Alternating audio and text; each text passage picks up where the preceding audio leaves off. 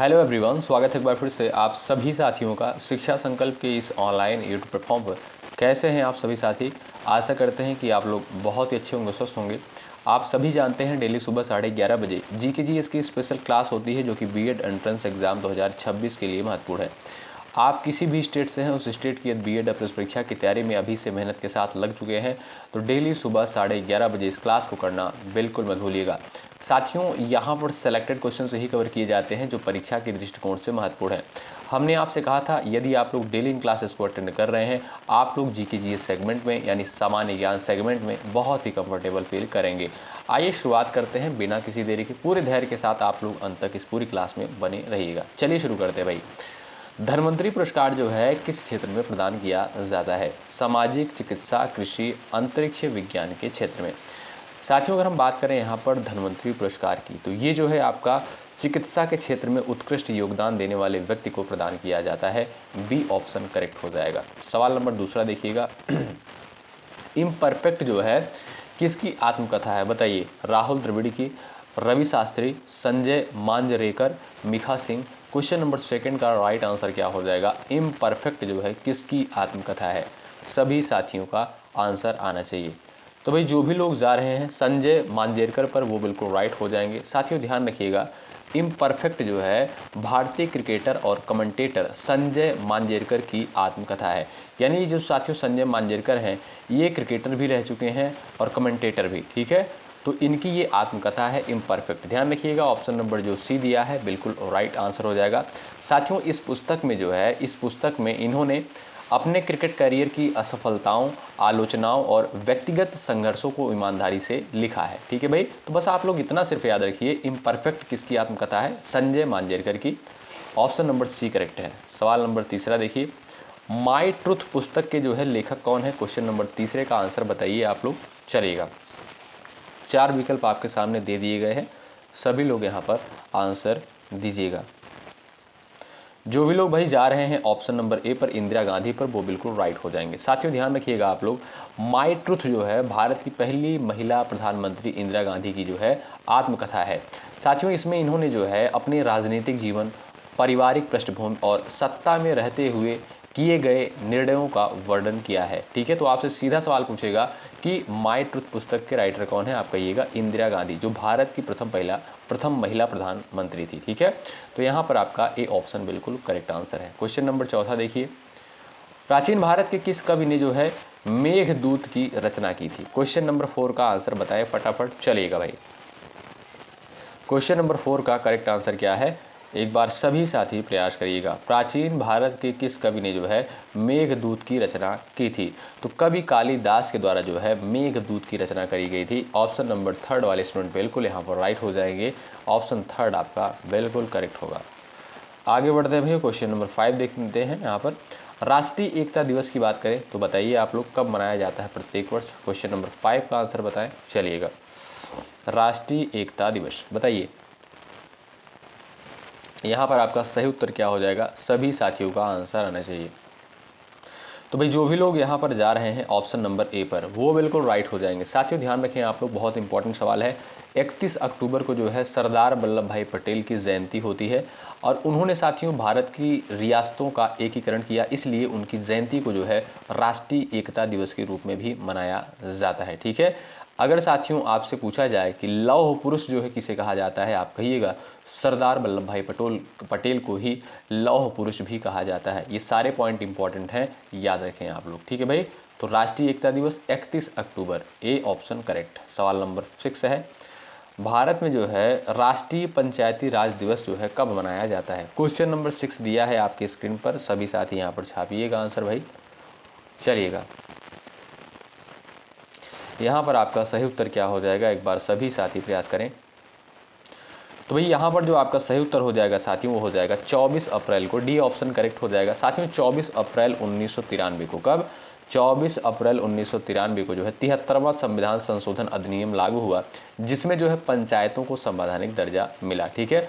और इसी दिन साथियों यानी 24 अप्रैल को ही राष्ट्रीय पंचायती राज दिवस के रूप में मनाया जाता है, ठीक है। तो यहाँ पर जो भी लोग जा रहे हैं डी ऑप्शन पर वो बिल्कुल राइट है। जिनको नहीं पता वो सारी चीज़ें जो है नोट करते हुए चलें, बहुत इंपॉर्टेंट पॉइंट है, ठीक है।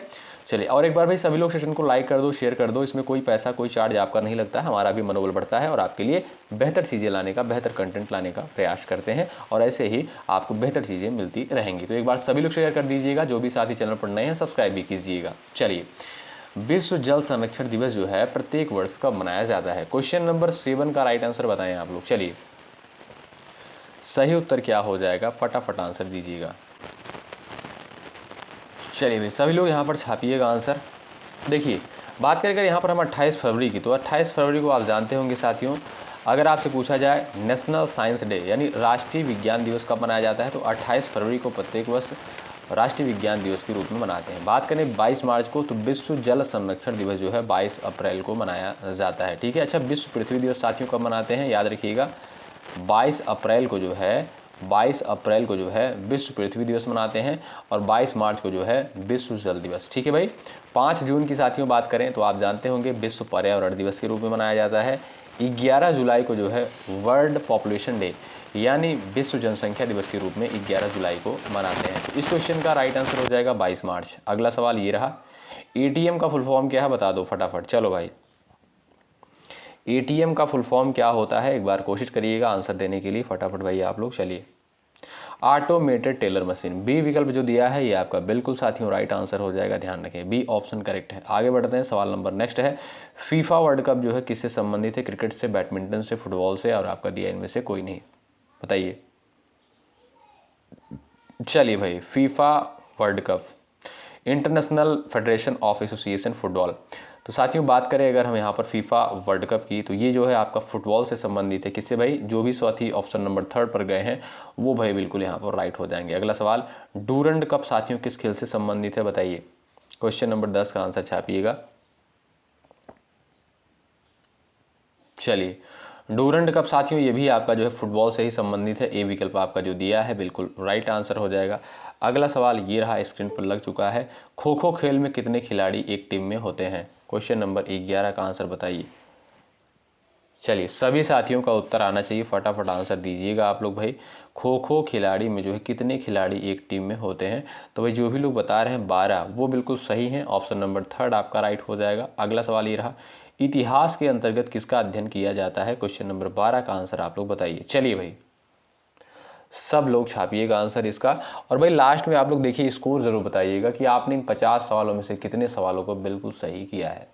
तो इतिहास के अंतर्गत साथियों जो है अतीत का अध्ययन किया जाता है, क्या भाई, अतीत का अध्ययन किया जाता है। बी विकल्प आपका यहाँ पर बिल्कुल सही उत्तर हो जाएगा भाई। क्वेश्चन नंबर 13 है, त्रिपिटक धर्म ग्रंथ जो है किस धर्म से संबंधित है, क्वेश्चन नंबर 13 का आंसर बताइए। चलिए, जैन, बौद्ध, सिख, इनमें से कोई नहीं। त्रिपिटक धर्म ग्रंथ जो है किस धर्म से संबंधित है, यहाँ पर क्वेश्चन नंबर 13 स्क्रीन पर दे दिया गया है। सभी साथियों का आंसर भी आ जाना चाहिए। चलिए, फटाफट छापिएगा आंसर। साथियों, त्रिपिटक जो है ये आपका बौद्ध धर्म से संबंधित है और इसके 3 पार्ट हैं। एक है आपका विनय पिटक, दूसरा है सुत्त पिटक, तीसरा है आपका अभिधम्म पिटक। ठीक है, ये 3 प्रकार के पिटक हैं। ठीक है, तो ये त्रिपिटक धर्म ग्रंथ आपसे सीधा पूछेगा किस धर्म से रिलेटेड है, आपका ये बौद्ध धर्म से। बी ऑप्शन बिल्कुल सही उत्तर है। अगला सवाल ये रहा आपके स्क्रीन पर, जातक जो है किसका ग्रंथ है, वैष्णव, जैन, बौद्ध है, क्वेश्चन नंबर 14। चलिए, छाप दीजिएगा, सही उत्तर क्या है। जातक साथियों बात करें ये भी आपका बौद्ध धर्म से रिलेटेड है। ऑप्शन नंबर 3 बिल्कुल राइट हो जाएगा। अगला सवाल, कौटिल्य के अर्थशास्त्र में किस पहलू पर प्रकाश डाला गया है, क्वेश्चन नंबर 15 का आंसर बताइए। चलिए भाई, कौटिल्य के अर्थशास्त्र में जो है किस पहलू पर प्रकाश डाला गया है, यहाँ पर भाई जो भी लोग जा रहे हैं राजनीतिक जीवन पर, ध्यान रखिएगा आर्थिक जीवन नहीं होगा भाई। कुछ लोग ऑप्शन नंबर ए पर जा रहे होंगे क्योंकि अर्थशास्त्र नाम ही अर्थशास्त्र से रिलेटेड है, तो लोग सोच रहे होंगे कि आर्थिक जीवन से संबंधित है। जी नहीं, ये आपका राजनीतिक जीवन से संबंधित है। बी ऑप्शन करेक्ट हो जाएगा। इस ग्रंथ में साथियों राज्य शासन, कर व्यवस्था, गुप्तचर तंत्र और प्रशासन का विस्तृत वर्णन किया गया है कौटिल्य के अर्थशास्त्र में। ठीक, तो बी ऑप्शन करेक्ट है। अगला सवाल, कल्हड़ की पुस्तक का नाम क्या है बता दीजिए, क्वेश्चन नंबर 16 का आंसर छापिए। कल्हड़ की जो है पुस्तक का नाम क्या है और इस पुस्तक में जो है किसका वर्णन किया गया है, तो साथियों इस पुस्तक में जो है कल्हड़ की पुस्तक का नाम राजतरंगड़ी है और इस पुस्तक में जो है कश्मीर का इतिहास देखने को मिलता है। ठीक है, तो आप देखेंगे यहाँ पर जो 3rd ऑप्शन दिया है करेक्ट है। आगे बढ़ते हैं, सवाल नंबर नेक्स्ट यहाँ पर देखेंगे भाई। सवाल नंबर आपके स्क्रीन पर है 17। निम्नलिखित में से किस में जो है ऑक्जेलिक अम्ल पाया जाता है? ऑक्जेलिक अम्ल भाई इसमें से आपका कौन सा पाया जाता है, एक बार सभी साथी बताएं। चलिए चलिए बताइएगा। इमली है, टमाटर है, दूध है और आपका दिया है नींबू। ऑक्जेलिक एसिड की बात करें साथियों, ये आपका किस में पाया जाता है? आप जानते होंगे, नहीं जानते जान लीजिए भाई। ये आपका पाया जाता है साथियों यहाँ पे टमाटर में। ऑप्शन नंबर बी बिल्कुल करेक्ट आंसर है। ठीक, अगला सवाल देखते हैं। ये रहा, विश्व छात्र दिवस जो है निम्न में से किस दिन मनाया जाता है? क्वेश्चन नंबर 18 का आंसर दीजिए। विश्व छात्र दिवस जो है किस तिथि को मनाया जाता है? 17 अक्टूबर, 16 अक्टूबर, 15 अक्टूबर आपका दिया है और आपका दिया है 14 अक्टूबर। तो बात करें साथियों विश्व छात्र दिवस की, तो प्रत्येक वर्ष जो है आप देखेंगे तो 15 अक्टूबर को, कब भाई? 15 अक्टूबर को मनाया जाता है। आपका यहाँ पर जो थर्ड विकल्प दिया है ये बिल्कुल आपका राइट आंसर है। अगला सवाल ये रहा, रामायण का अनुवाद जो है फारसी में किसके द्वारा किया गया? बताइए। क्वेश्चन नंबर 19 का राइट आंसर क्या है? रामायण का अनुवाद जो है फारसी में किसके द्वारा किया गया? तो क्वेश्चन नंबर 19 का जो राइट आंसर हो जाएगा साथियों वो Badayuni. Option number third correct है, बदायूनी के द्वारा जो है रामायण का अनुवाद किस में किया गया भाई? याद रखिएगा फारसी में। अगला सवाल, नोबेल पुरस्कार कुल कितने क्षेत्र में प्रदान किया जाता है? क्वेश्चन नंबर 20 का आंसर बताएं। चलिए भाई, नोबेल प्राइज़ जो है कितने क्षेत्र में दिया जाता है? तो 6 क्षेत्रों में। ऑप्शन नंबर डी करेक्ट है। भौतिक हो गया आपका, भौतिकी, रसायन हो गया, चिकित्सा हो गया, साहित्य हो गया, शांति हो गया और आपका अर्थशास्त्र हो गया। ये 6 आपके फील्ड में नोबेल प्राइज़ दिया जाता है। आपका देखेंगे यहाँ पर जो डी ऑप्शन है बिल्कुल राइट आंसर हो जाएगा। ठीक है भाई, अगला सवाल ये रहा, भारत के अधिकांश शास्त्रीय नृत्य रूपों की उत्पत्ति किससे हुई है? क्वेश्चन नंबर 21 का आंसर बताएं। क्वेश्चन नंबर 21 का आंसर आप लोग बता दीजिए। यहाँ पर भारत के जो है अधिकांश शास्त्रीय नृत्य रूपों की उत्पत्ति किससे हुई है? तो भाई यहाँ पर आप देखेंगे साथियों वो है आपका नाट्य शास्त्र। क्या भाई? नाट्य शास्त्र। आप देखेंगे ए ऑप्शन जो दिया है बिल्कुल आपका सही उत्तर है, ए विकल्प आपका राइट है। अगला सवाल, स्वर्ण क्रांति जो है किससे संबंधित है? क्वेश्चन नंबर 22 का आंसर बताइए। क्वेश्चन नंबर 22 का आंसर क्या है? स्वर्ण क्रांति जो है किससे संबंधित है? चलिए आंसर दीजिएगा फटाफट भाई। यहाँ पर स्वर्ण क्रांति का संबंध किससे है? आलू, शहद, संतरा, आंवला। तो भाई स्वर्ण क्रांति का संबंध किससे है? हनी से यानी शहद से। ऑप्शन नंबर बी जो दिया है ये आपका बिल्कुल सही उत्तर है। बी ऑप्शन वाले साथी करेक्ट हो जाएंगे। भारत में रेल मार्गों का सबसे बड़ा जाल जो है निम्न में से किस प्रदेश में देखने को मिलता है? बताइए। चलिए फटाफट आंसर दीजिएगा इस सवाल का भाई आप लोग। भारत में रेल मार्गों का सबसे बड़ा जाल निम्न में से किस प्रदेश में देखने को मिलता है? चलिए, महाराष्ट्र है, आंध्र प्रदेश है, उत्तर प्रदेश है, पश्चिम बंगाल है। तो भाई वो है आपका उत्तर प्रदेश। क्या भाई? उत्तर प्रदेश है। तो इसका सही उत्तर हो जाएगा उत्तर प्रदेश। ऑप्शन नंबर आप देखेंगे थर्ड बिल्कुल राइट आंसर हो जाएगा। भारत में रेल मार्गों का सबसे बड़ा जाल जो है अपने यूपी में देखने को मिलता है। ये आपका क्वेश्चन नंबर 24 इसका आंसर बताएं आप लोग। राष्ट्रीय पर्यावरण शोध संस्थान जो है कहाँ पर स्थित है? 24 का आंसर छापिएगा फटाफट। चलिए भाई लाइक करते हुए चलो भाई सेशन को आप लोग। ठीक है, 24 का आंसर दीजिए फटाफट भाई। चलिए, राष्ट्रीय पर्यावरण शोध संस्थान साथियों कहाँ पर स्थित है? तो ये साथियों आपका नागपुर में। कहाँ पर? नागपुर में। आप देखेंगे ए विकल्प जो दिया है बिल्कुल सही उत्तर है। अगला सवाल ये रहा, भारत के प्रधानमंत्री का पद जो है परंपरा पर आधारित होता है, गलत बात है। संसद द्वारा सृजित होता है, ये भी आपका गलत बात है। राष्ट्रपति द्वारा सृजित होता है, बिल्कुल गलत है। संविधान द्वारा सृजित होता है, ऑप्शन नंबर डी बिल्कुल राइट आंसर हो जाएगा। अगला सवाल, 1757 में भारत में किस युद्ध में जो है अंग्रेजों की जीत को उनकी पहली बड़ी जीत माना जाता है? क्वेश्चन नंबर 17 यहाँ पर दिया है 27। चलिए, अंग्रेजों को जो है सबसे बड़ी जीत माना जाता है साथियों प्लासी का युद्ध जो हुआ था। ऑप्शन नंबर ए बिल्कुल राइट आंसर हो जाएगा। 23 जून 1757 को आप जानते हैं हुआ था। और इसमें जो है साथियों अंग्रेजों की ही जीत हुई थी। किसी? अंग्रेजों की ही इसमें यहाँ पर साथियों जीत हुई थी। और सिराजुद्दौला की जो है जो बंगाल का नवाब था उसकी हार हो गई थी। ठीक है, और ये सबसे बड़ी जीत माना जाता है। ठीक है, अंग्रेजों का। ए ऑप्शन बिल्कुल करेक्ट आंसर है। अगला सवाल ये रहा, नालंदा विश्वविद्यालय किसके लिए विश्व प्रसिद्ध था? 27 का आंसर बताएं। नालंदा विश्वविद्यालय जो है किसके लिए विश्व प्रसिद्ध था? तो वो है साथियों आपका बौद्ध दर्शन के लिए। आपका जो डी विकल्प दिया है बिल्कुल सही उत्तर हो जाएगा। आगे बढ़ते हैं और अगला सवाल, खो खो खेल में जो है कितने खिलाड़ी होते हैं? क्वेश्चन नंबर 28 का आंसर बताएं। खो खो खेल में जो है कितने खिलाड़ी होते हैं?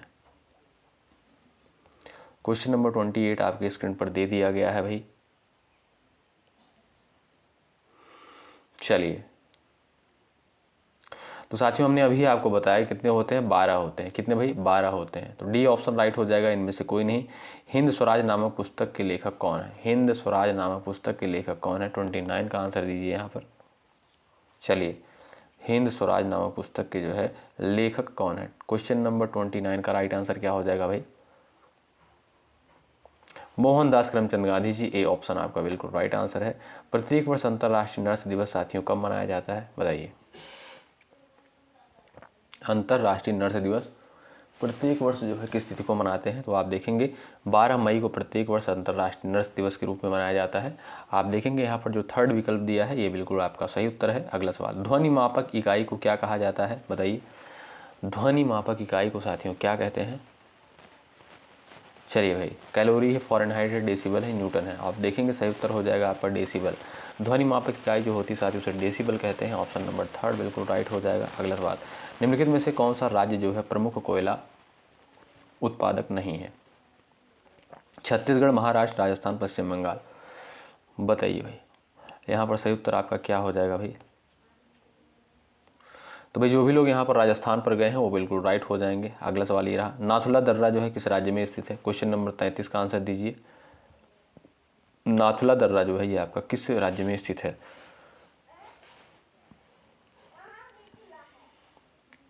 चलिए भाई, तो ये साथियों आपका कहाँ पर है? ये आपका सिक्किम में है। ठीक है, ए विकल्प आपका राइट हो जाएगा। अगला सवाल, आर्यभट्ट को जो है अंतरिक्ष में कब भेजा गया था? क्वेश्चन नंबर 34 का फटाफट यहाँ पर आंसर दीजिएगा। आर्यभट्ट को जो है अंतरिक्ष में कब भेजा गया था? 19 अप्रैल, ध्यान रखिएगा 19 अप्रैल 1975 को। ठीक है, 19 अप्रैल 1975 को। ए ऑप्शन बिल्कुल सही उत्तर हो जाएगा। अगला सवाल ये रहा, भगवती सूत्र निम्नलिखित में से जो है किस धर्म से संबंधित है? 35 का आंसर बताएं आप लोग। भगवती सूत्र जो है किससे संबंधित है? हिंदू, बौद्ध, जैन, सिख। 4 विकल्प दिए गए हैं आपके सामने। क्वेश्चन नंबर 35 का आंसर छापिएगा आप लोग। तो बात करें साथियों भगवती सूत्र की, ये जो है आपका जैन धर्म से रिलेटेड है। आपका थर्ड ऑप्शन बिल्कुल सही उत्तर हो जाएगा। अगला सवाल, जब कोई राज्य जो है राष्ट्रपति के शासन के अंतर्गत होता है तब उसे राज्य का बजट जो है कौन पारित करता है?